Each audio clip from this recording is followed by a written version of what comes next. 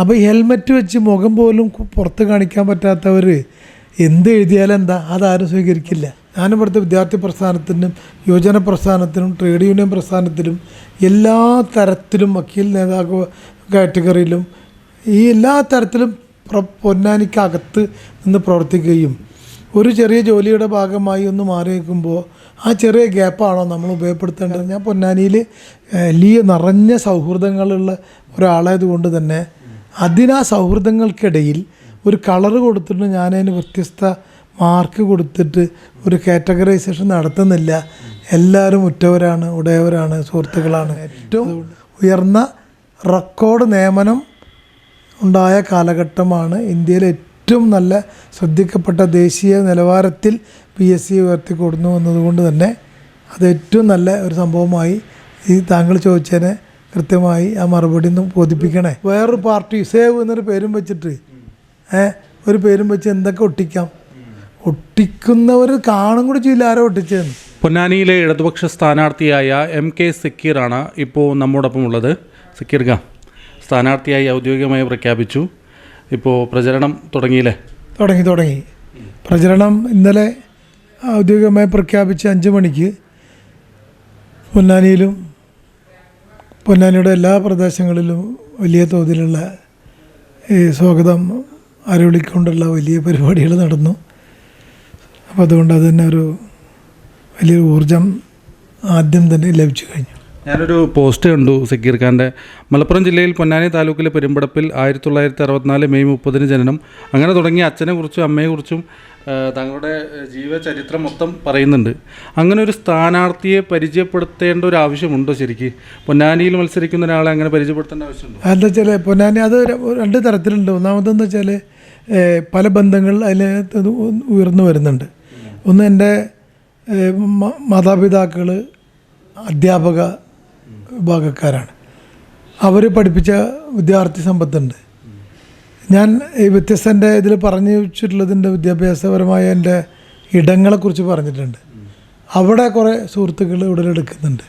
അപ്പോൾ ഓരോ മേഖലയിലും എടുത്ത് കാണിക്കുമ്പോൾ സ്വാഭാവികമായും അതിൽ നിന്നൊക്കെ ബന്ധപ്പെടുന്ന ഒരു സ്ഥാനാർത്ഥിക്ക് പൊതുജനങ്ങളുടെ മുമ്പിൽ ആ ഒരു കണക്ടിവിറ്റിയുടെ ഒരു സാധ്യത ഒരാൾക്ക് എൻ്റെ കൂടെ പഠിച്ചിരുന്നു.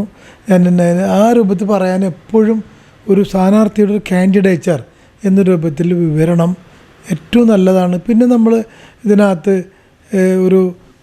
ഒരു പ്രാപ്തി അളക്കുന്ന രീതി കൂടി പുതിയ ജനറേഷനൊക്കെ ഉണ്ട്. സ്വാഭാവികമായിട്ടും അതെല്ലാം കൊണ്ട് നമ്മൾ വ്യക്തമായി ക്ലിയറായിട്ട് നമ്മളെ ഇതിൻ്റെ പിക്ചർ ഒരു പൊതുസമൂഹത്തിൽ വെക്കാൻ പറ്റിയൊരു അവസരമാണ് നമ്മൾ വയ്ക്കുന്നത്. അത്രേ ഉള്ളൂ.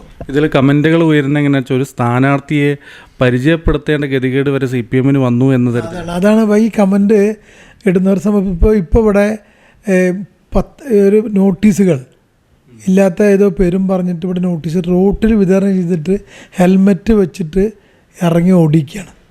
അപ്പോൾ ഈ ഹെൽമെറ്റ് വെച്ച് മുഖം പോലും പുറത്ത് കാണിക്കാൻ പറ്റാത്തവർ എന്ത് എഴുതിയാലും എന്താ അതാരും സ്വീകരിക്കില്ല. അതിങ്ങനെ അങ്ങനെ നിരന്തരം അവതരിപ്പിച്ചു. അവർക്ക് അറിയുന്നില്ല എന്താണെന്നുള്ളത്. ഏത് സ്ഥാനാർത്ഥികൾ മത്സരിക്കുമ്പോഴും പഞ്ചായത്തിലാണെങ്കിലും എവിടെയാണെങ്കിലും വ്യക്തമായ ജനാധിപത്യ പ്രക്രിയയുടെ ഒരു എക്സസൈസ് രേഖപ്പെടുത്തുമ്പോൾ പൊന്നാനിയെ പരിചയപ്പെടുത്തില്ല, പൊന്നാനിയിലെ വോട്ടർമാരുടെ മുന്നിൽ ഒരു കാൻഡിഡേച്ചർ അല്ലെങ്കിൽ സ്ഥാനാർത്ഥിത്വം പരിചയപ്പെടുത്തലാണ്. അതുകൊണ്ട് അത് ദുരുദ്ദേശപരമായ ഒരു രൂപത്തിൽ വെട്ടുകിളി ആക്ടിവിറ്റിയാണത്.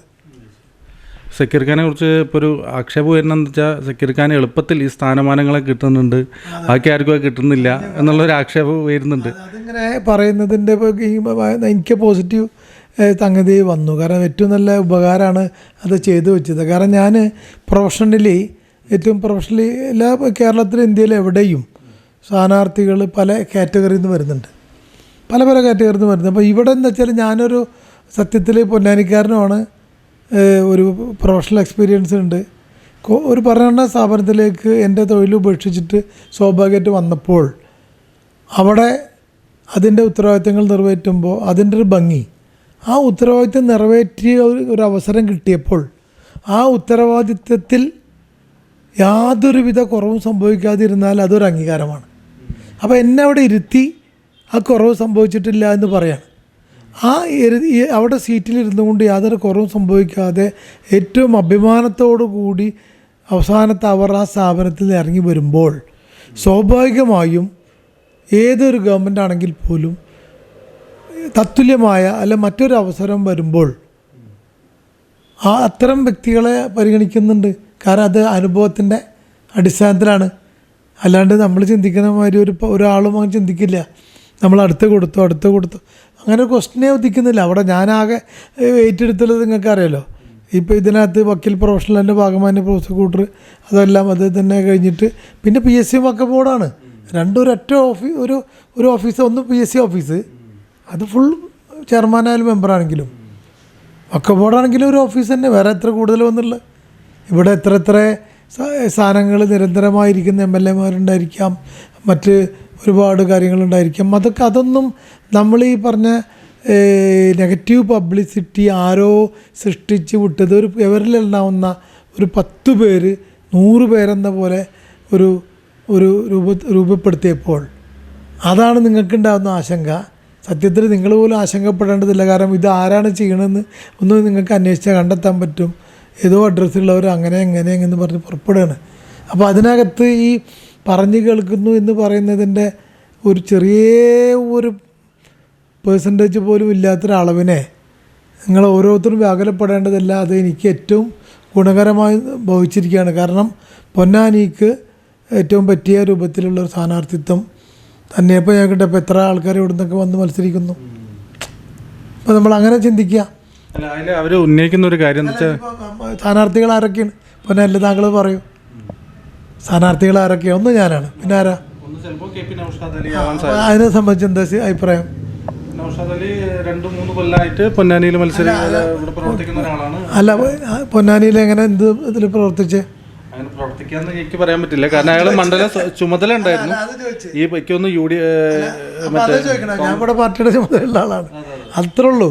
അപ്പോൾ ഇതിനൊക്കെ തന്നെ അല്ല, ഞാൻ കുറച്ചൊരു ജനാധിപത്യത്തിൻ്റെ ഭാഗമായി അദ്ദേഹവും ഞാനൊക്കെ നിൽക്കുന്നുണ്ട്.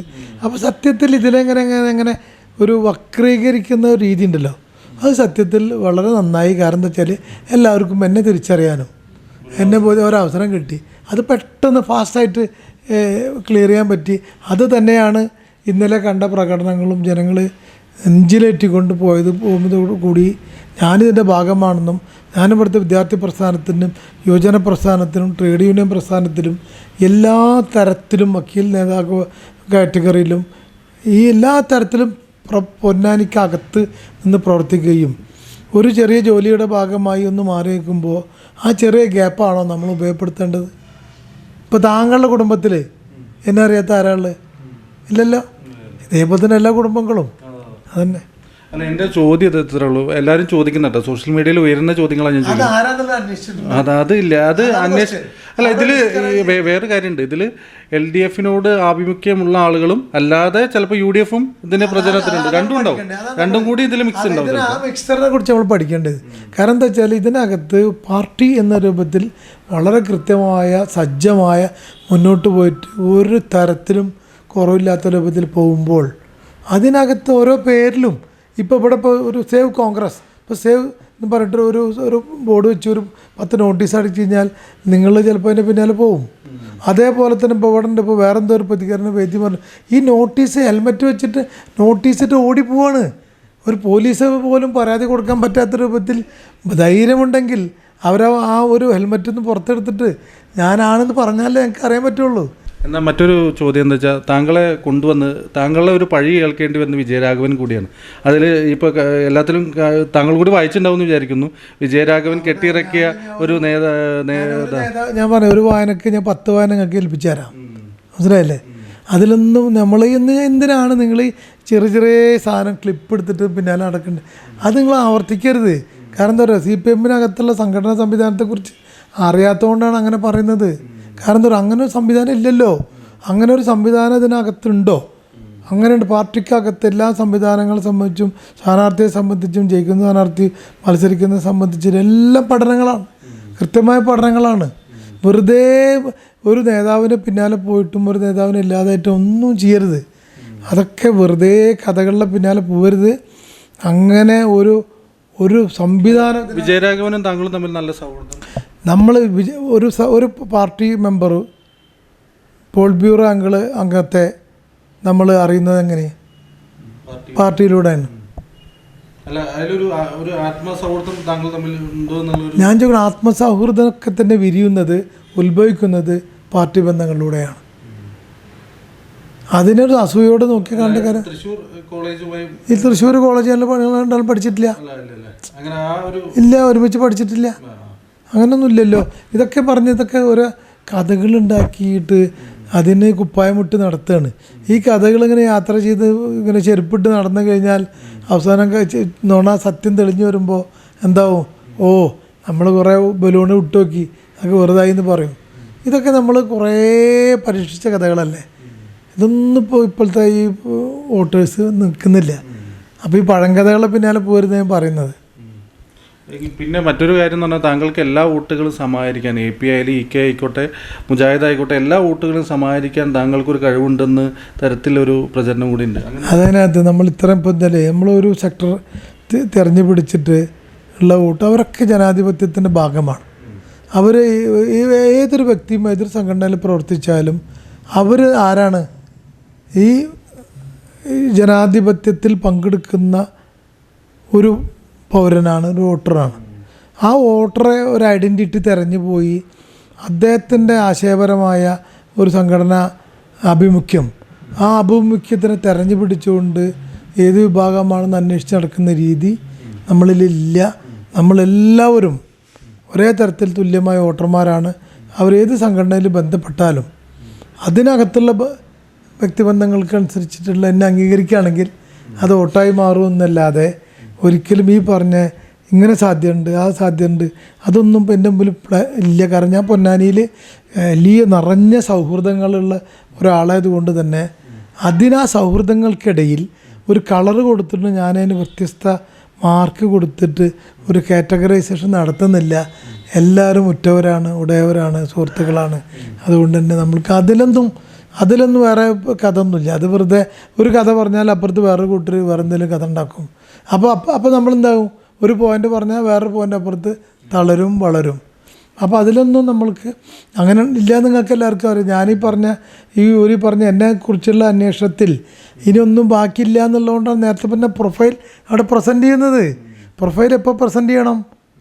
വളരെ ഏറ്റവും ഇപ്പോൾ പുതിയ ഈ നമ്മുടെ ഈ പീപ്പിൾസ് റെപ്രസെൻറ്റേഷൻ ആക്ട് എന്ന് പറഞ്ഞാൽ ഈ തെരഞ്ഞെടുപ്പ് നിയമത്തിൽ ഏറ്റവും പ്രധാനപ്പെട്ടത് ജനാധിപത്യ പ്രക്രിയയിൽ തങ്ങളെ സംബന്ധിച്ചുള്ള ഡീറ്റെയിൽസ് ബോധിപ്പിക്കുക എന്നുള്ളതാണ്. അല്ലേ? പ്രൊഫൈൽ കൊടുക്കേണ്ടി വരുന്നത് നാട്ടുകാർക്ക് സംശയമുള്ളതുകൊണ്ട് അല്ലല്ല നാട്ടുകാർക്ക് സംശയമില്ലല്ലോ തന്നെ. കാരണം പ്രൊഫൈൽ കൊടുക്കുന്നത് നമ്മൾ ആദ്യമേ കൊടുക്കുന്നത് അത് നമ്മൾ ഈ ഡെമോക്രാറ്റിക് ഒരു റിക്വയർമെൻ്റാണ്. അതായത് ജനാധിപത്യത്തിലുള്ള അത്യന്താപേക്ഷിത ആവശ്യകതയാണ്. ഈ പ്രൊഫൈൽ കൊടുത്തിട്ടില്ലെങ്കിൽ എന്താ സംഭവിക്കാൻ അറിയോ?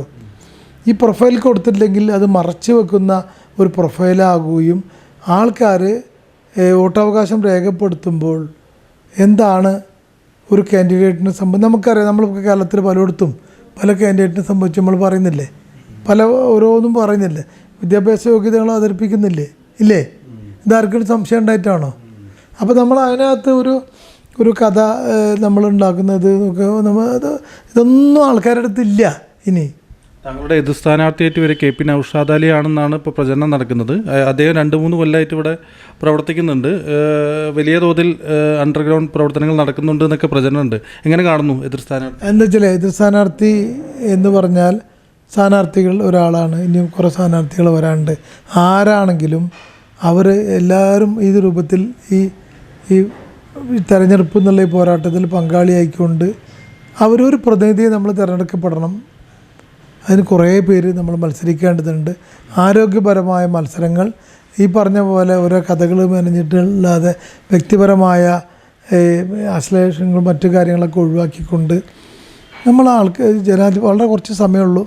അതുകൊണ്ട് അവരും അദ്ദേഹവും മറ്റുള്ള സ്ഥാനാർത്ഥികളും ഞാനും ഉൾക്കൊള്ളുന്ന ഒരു വിഭാഗം സ്ഥാനാർത്ഥികൾ മത്സരിക്കുന്നുണ്ട്. അത് എത്ര കാലം സമയം എടുത്തു, നേരത്തെ തണുന്നോ, നേരത്തെ പ്രഖ്യാപിച്ചതിൽ വൈകിയോ, അതൊന്നല്ല ക്വസ്റ്റ്യൻ. ഇതിനു മുന്നേ ഒരു ജില്ലാ സെക്രട്ടേറിയറ്റ് അംഗം പി കെ കലീമുദ്ദീൻ പറഞ്ഞിരുന്നു അദ്ദേഹം ഒരു പണാധിപത്യം നടത്തുന്നുണ്ടോ എന്ന് സംശയമുണ്ട് എന്നൊക്കെ ഒരു ആശങ്ക പറഞ്ഞു. ഞാൻ ശ്രദ്ധയിൽപ്പെട്ടിട്ടില്ല. അങ്ങനെയല്ല, പണാധിപത്യം മറ്റേ ജനാധിപത്യം പറഞ്ഞില്ല. ഒരു സ്ഥാനാർത്ഥിയോട് മറ്റൊരു സ്ഥാനാർത്ഥിയെ സംബന്ധിച്ച് ഇത്തരം കമൻറ്റുകൾ നമ്മൾ ചോദിക്കാനോ നമ്മൾ മറുപടി പറയുന്നത് അത് ആരോഗ്യപരമല്ല. അതുകൊണ്ട് തന്നെ എല്ലാ സ്ഥാനാർത്ഥികൾക്കും അവരെ തെരഞ്ഞെടുപ്പ് പോരാട്ടത്തിലേക്ക് നമ്മൾ ക്ഷണിക്കുകയാണ്. നമുക്കെന്ത് ചെയ്യാം, ആരോഗ്യപരമായ തെരഞ്ഞെടുപ്പ് പോരാട്ടം നടത്താം എന്നാണ് പറയുന്നത്. ഈ മറ്റേ PSC കാലത്ത് താങ്കൾ നടത്തിയ ഇടപെടൽ അതിൽ ഉദ്യോഗാർത്ഥികൾക്ക് പലതും ജോലി കിട്ടിയില്ല. ഏറ്റവും കൂടുതൽ ജോലി കിട്ടിയത് താങ്കൾ പറഞ്ഞ പോലെ അതിന് മറുപടി 2 ലക്ഷത്തിൽ ചില ആൾക്കാർക്ക് ഇന്ത്യയിലെ സർവ്വകാല റെക്കോർഡ് ഉണ്ട്. അത് നോക്കിക്കഴിഞ്ഞാൽ അറിയാൻ പറ്റും. KS പോലത്തെ ഏറ്റവും ടോപ്പ് ലെവലിൽ സെലക്ഷൻ നടത്തിയുള്ളത്.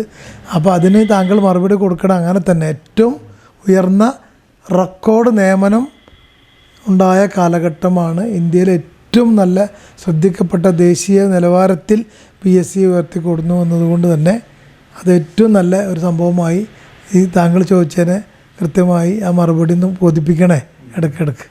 അല്ല, ഈ ഒരു കാര്യത്തിൽ വേറൊരു കാര്യം എനിക്ക് തോന്നിയില്ല. സംസ്ഥാന നേതൃത്വത്തിന് താങ്കളോട് നിർദ്ദേശം വെച്ചപ്പോൾ താങ്കൾക്ക് അതിനോട് വലിയ താല്പര്യം ഉണ്ടായിരുന്നില്ല, പിന്നെ അത് അനുസരിക്കുകയായിരുന്നു എന്നുള്ളത്. അല്ല, അങ്ങനെ ഒരു അനുസരണം അല്ലെങ്കിൽ താല്പര്യമില്ല അതൊന്നും പറയാൻ പാടില്ല. കാരണം എന്താ അറിയോ, താല്പര്യമില്ല എന്നാര് പറഞ്ഞു, എങ്ങനെ പറഞ്ഞു, ഇതൊക്കെ കഥകളാണ്. കാരണം ഒരു കാര്യം നമ്മൾ ഒരു വിഷയത്തിൽ തെരഞ്ഞെടുപ്പിൽ നമ്മളടക്കം യോഗ്യനാണ് എന്ന് കണ്ടെത്തുമ്പോൾ അവസാനം നമ്മൾ പ്രഖ്യാപിക്കുമ്പോൾ നമ്മൾ എന്തായി, ഒരാളിലേക്ക് ചുരുങ്ങി. അപ്പോൾ ആദ്യം ഇത് പറയുമ്പോൾ നമ്മൾ അങ്ങനെയൊന്നും ഇങ്ങനെയായിരുന്നു കഥകളുണ്ടാക്കി, അതിലൊന്നും കാര്യമില്ല. നമ്മൾ താല്പര്യം തന്നെ ഒരു ഏൽപ്പിക്കുമ്പോൾ താല്പര്യം, ഒരു വാഹനം ഓടിക്കാൻ സ്റ്റെയറിങ്ങിൽ ഇരുത്തി തരുമ്പോൾ എനിക്ക് ആ സ്റ്റെയറിങ്ങിൽ താല്പര്യം ഉണ്ടാവും. അവിടെ സീറ്റ് ഏൽപ്പിക്കുമ്പോഴാണ് താല്പര്യം ജനിക്കുന്നത്. അപ്പോൾ അതുകൊണ്ട് ആദ്യം നമ്മൾ നിഷേധിച്ചു എന്നുള്ള നിലപാട് ശരിയല്ല. എന്നെ സീറ്റ് ഏൽപ്പിച്ചു, ഞാൻ ഡ്രൈവിങ് വളരെ കൃത്യമായി യാതൊരു പരിക്കും കൂടാതെ നല്ല രസകരമായി ഞാനിതിനെ കൊണ്ടുപോകും. ആ വണ്ടിക്കും പരിക്കുണ്ടാവില്ല, എതിരെ വരുന്നവർക്കും പരിക്കുണ്ടാവില്ല, അകത്തെ യാത്ര എല്ലാവർക്കും പരിക്കുണ്ടാവില്ല. അങ്ങനെ ഒരു കപ്പിത്താനായി പൊന്നാനിയെ നയിക്കും എന്നുള്ള പറയുള്ളത്. എന്തായാലും എങ്ങനെ പ്രചരണ പ്രവർത്തനങ്ങളുടെ ഇനി അടുത്ത ദിവസങ്ങൾ എങ്ങനെയാണ് കാണുന്നത്? ഇതിൻ്റെ ഒരു സംഘടനാ സംവിധാനങ്ങൾക്കനുസരിച്ച് ഓരോ പ്രദേശങ്ങളിലൊക്കെ സെറ്റ് ഔട്ട് ചെയ്ത് യോഗങ്ങളിലും കുടുംബയോഗങ്ങളിലൊക്കെ പങ്കെടുത്ത് ചില സ്ഥലങ്ങളിലൊക്കെ ഫ്ലെക്സുകൾ പ്രതിഷേധങ്ങളൊക്കെ വരുന്നുണ്ട്. അവിടെയൊക്കെ നിങ്ങളെങ്ങനെ വേറെ എന്തെങ്കിലും പ്രവർത്തനം? അത് നമ്മൾ ഈ പ്രതിഷേധം നേരത്തെ പറഞ്ഞു, ഇതിപ്പോൾ വേണമെങ്കിൽ 10 ഫ്ലെക്സ് നമുക്കും വെക്കാം. അതും ശരിയല്ല. അതിപ്പോൾ ഞാൻ പറഞ്ഞു, ആരോഗ്യകരമായ തെരഞ്ഞെടുപ്പ് പ്രവർത്തനത്തിന് ഈ കള്ളത്തരത്തിലുള്ള പ്രവർത്തനങ്ങൾ ശരിയല്ല. കാരണം എന്താ വെച്ചാൽ ഒരു സ്ഥാനാർത്ഥിക്കെതിരെ മറ്റൊരു സ്ഥാനാർത്ഥി ഫ്ലെക്സ് വെക്കുമെന്ന് എളുപ്പമുള്ള കാര്യമാണ്. അത് പാടില്ല എന്ന് പറയുന്നത്. ഞാൻ പറഞ്ഞല്ലേ, വേറൊരു പാർട്ടി സേവ് എന്നൊരു പേരും വെച്ചിട്ട് ഒരു പേരും വെച്ച് എന്തൊക്കെ ഒട്ടിക്കാം. ഒട്ടിക്കുന്നവർ കാണും കൂടി ചെയ്യില്ല ആരോ ഒട്ടിച്ചതെന്ന്. അപ്പോൾ മനസ്സിലായില്ല. അപ്പോൾ അതിലൊന്നും കാര്യമില്ല, ഒന്നും ആക്കേണ്ട കാര്യമില്ല. ഇപ്പോൾ വാട്സപ്പാണ്, പോസ്റ്ററൊക്കെ മാറി. വാർത്ത വായിക്കാൻ വേണ്ടി പോസ്റ്റർ ഒട്ടിച്ചത് ഞാൻ കേട്ടു. ഒരു ചാനലുകാർ വിളിച്ച് പറഞ്ഞിട്ട് അത് ഒട്ടിച്ചിട്ട് ഇത് നമ്മൾ വാർത്ത സൃഷ്ടിക്കുകയാണ്. അപ്പോൾ സൃഷ്ടിക്കുന്ന വാർത്തയല്ലേ, കഴമ്പൊന്നുമില്ല. അപ്പോൾ ഇതൊക്കെ ഇതിൽ CPM-മാരില്ല എന്തായാലും. അത് CPM-മാർ ഇപ്പോൾ ഇറങ്ങിക്കഴിഞ്ഞില്ലേ, എല്ലാ CPM-മാർക്ക് എന്താ, CPM എതിരുള്ള സംവിധാനം ഉണ്ടാക്കി കൊടുക്കലല്ലോ പണി. CPM-മാർ ഉറഞ്ഞ് പ്രവർത്തിക്കല്ലേ, അവർ ഒളിഞ്ഞിരുന്നിട്ട് CPM-നെ ആക്രമിക്കില്ലല്ലോ. എല്ലാവരും ഇറങ്ങിക്കഴിഞ്ഞില്ലേ, നിങ്ങൾക്ക് പ്രകടമായി കണ്ടതല്ലേ, അതൊന്നും വിഷയമല്ല. അപ്പോൾ എന്തായാലും അടുത്ത ഘട്ടങ്ങളിൽ നമുക്ക് എന്തായാലും വീണ്ടും കാണാം. ആയിക്കോട്ടെ.